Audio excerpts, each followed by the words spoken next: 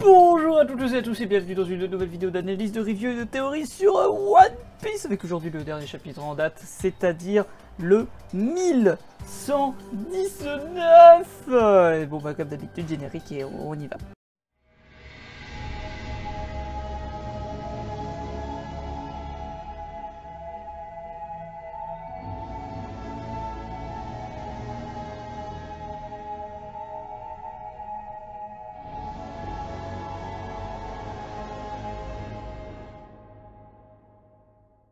La Cover nous montre donc Yamato toujours dans son pèlerinage, dans son voyage, dans sa quête du personnage. Enfin bon bref, vous avez l'idée quoi. Cette fois-ci face à des enfants un peu autistes qui détestent Kaido.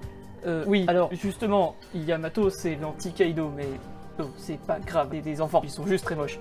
Le chapitre s'ouvre donc toujours sur Egghead, où cette fois-ci en conflit, non pas israélo-palestinien, ouh celle-là elle va pas passer, entre donc Keku et Stussy, parce que Stussy l'a libéré, mais Keku prend tout de même sa trahison très à cœur. Voilà, il n'y a rien de gros pertinent à dire, à part peut-être que Keku s'était attaché à Stussy et que ça lui fait mal, mais voilà quoi. De leur côté, les chapeaux de paille, enfin plutôt la partie avec Luffy sur le bateau des géants, et de Bonnie, donc en Gear 5, commence à attaquer Jupiter avec une boule en feu. Et c'est marrant parce que du coup, c'est Nika, soleil, et là c'est une boule en feu, donc c'est le soleil. C'est marrant. Je le dis en étant déconcertant, mais je vous assure que je trouve ça très bien. Les géants continuent à danser et c'est marrant. Mais bon, bref, puisque le plan est donc de prendre cette boule de feu qu'est Luffy, et d'ailleurs c'est marrant parce que c'est du plastique qui est chaud. Donc il est très malléable et tout. Mais bon, on n'est pas là pour faire des sciences. Comptons donc sur un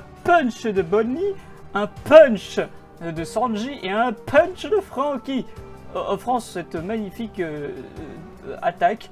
Et on peut le voir par rapport aux proportions, oui, Luffy et Bonnie sont bel et bien en forme gigante. Chose qui était déjà amenée par les marines disant il y a deux géants blancs, et bah là, oui, voilà, ça n'a rien de pertinent, mais il fallait quand même le dire. Le combat est toujours pittoresque et ma foi assez cocasse, mais très efficace puisque la Team Rocket s'envole vers d'autres cieux. Mais c'était sans compter sur le fait que le robot géant de fer, il a l'escargophone qui est dedans, il n'est pas capouille. Et donc la transmission reprend. La frustration de ne pas avoir eu le passage sur le dit.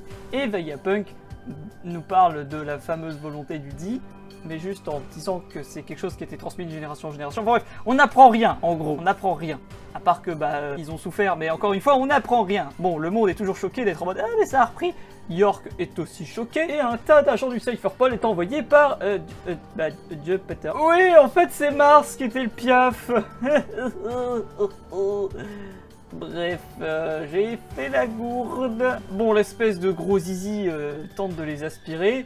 Luffy le punch d'un coup sous les géants qui l'encouragent tel un match de foot. Et Warcury arrive dépassant le Luffy qui punch Peter pour attaquer le bateau. Bonnie est en mode normal puisque c'est fatigant d'être en Gear 5. Jusqu'au moment où sort de l'eau tel un Deus Ex Machina le robot, et il semblerait qu'il reçoit un message qui est peut-être celui de Zou, et ce message lui dit que c'est l'heure, que le moment est venu, et il l'appelle par un prénom, Emmet, qui signifie fidélité en hébreu. Emmet donc, ami de Joy Boy, qui s'excuse, fidélité, ouh, on va en apprendre des vertes et des pas mûres, hein. Bon, dans tous les cas, les géants sont impressionné par ce géant de fer, et Luffy est enjoué.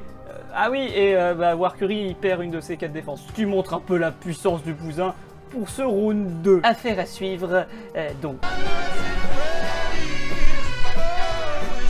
Bonjour, laisse un commentaire, laisse un like et abonne-toi à la chaîne. Allez, au revoir.